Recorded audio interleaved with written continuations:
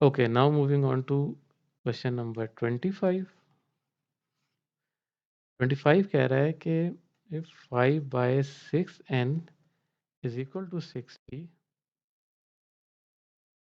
then 1 by 6n unknown. So देखते हैं. So 5 divided by 6n is equal to 60 हो, तो हम इसे 1 by 6n में कैसे कन्वर्ट कर देते हैं? अगर मैं दोनों साइड्स को डिवाइड बाय 5 कर दूं,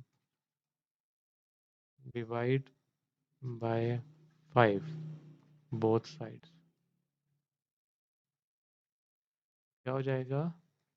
5 divide by 6n whole divide by 5 is equal to 60 divide by 5. तो ये 5 कैंसिल हो गया, ये हो जाएगा 1 by 6n is equal to